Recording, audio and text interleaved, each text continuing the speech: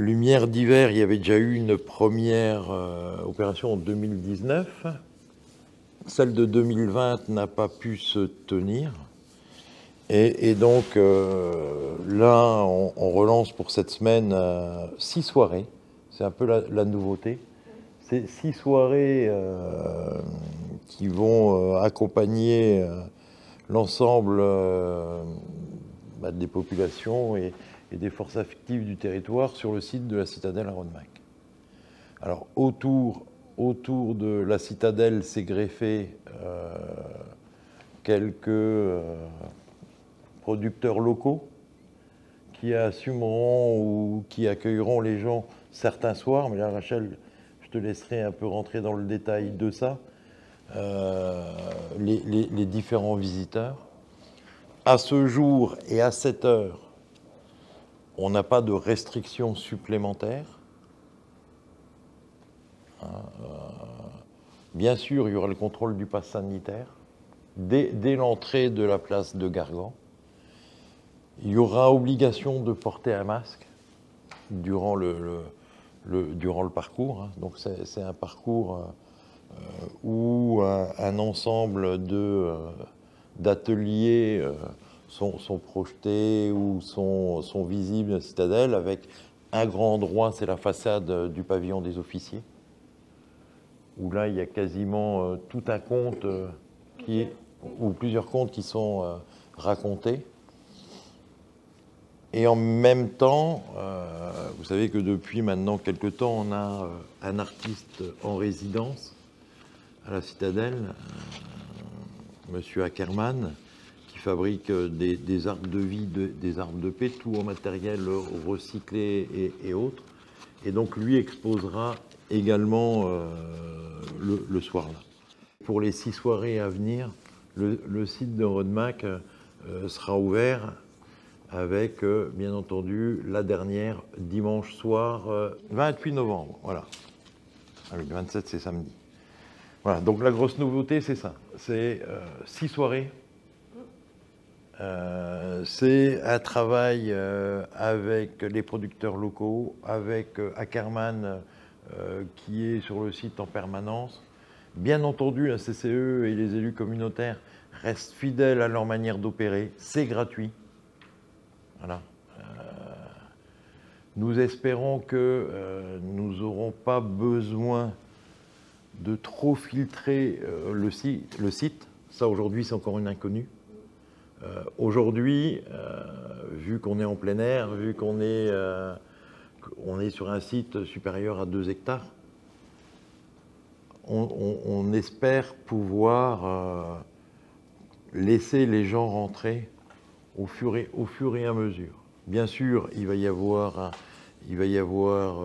un système de sécurité, de contrôle de passe.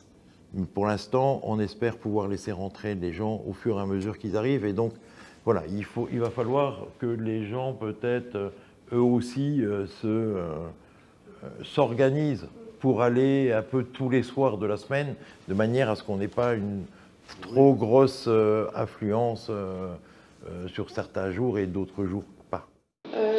Oui, en fait, cette année, pour l'édition 2021, il y a une déambulation dans l'ensemble du parc, comme il y a 2 ans, mais il y a en plus, en fait, la différence, ça va porter notamment sur un peu plus de mise en valeur et d'éclairage des remparts.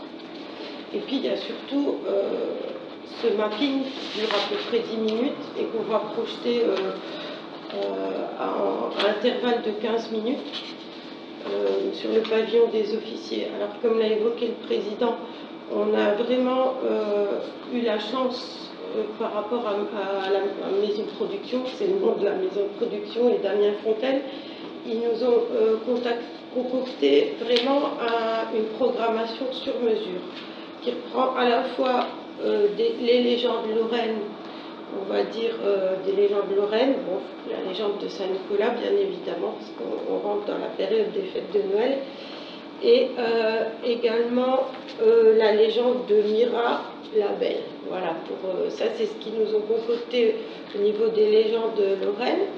Et il y a aussi du role mapping, il y a aussi 2 légendes locales qui sont évoquées. C'est la croix de la Louve de Bollaert, donc c'est une des annexes de Breistroff-la-Grande, et également les grenouilles de Volmerange-les-Mines. Donc ce sera vraiment un spectacle qui s'inspire et qui met en avant des légendes vraiment de proximité.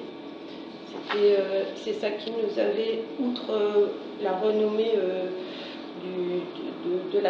du scénographe et de la maison de production, c'était aussi ça qui nous avait séduit dans l'offre qu'on avait émise, c'était leur capacité à pouvoir vraiment nous faire quasiment du sur-mesure qui s'adapte parfaitement à la citadelle et qui prend en compte son histoire et l'histoire du territoire.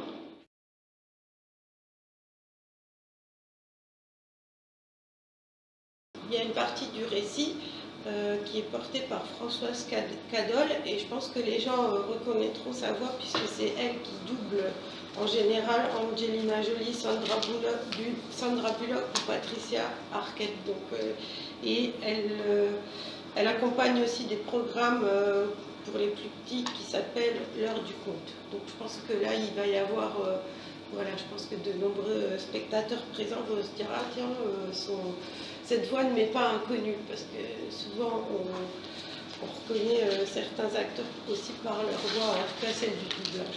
Voilà, ça c'est pour la petite anecdote.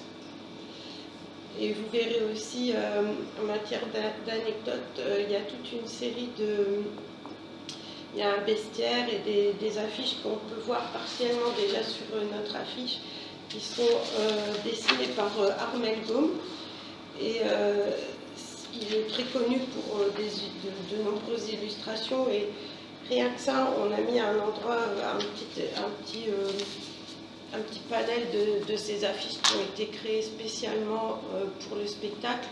Et je pense que les amateurs de dessin, enfin voilà, les gens un peu plus férus de bande dessinée ou d'illustration ne seront pas insensibles à cela et à cette référence.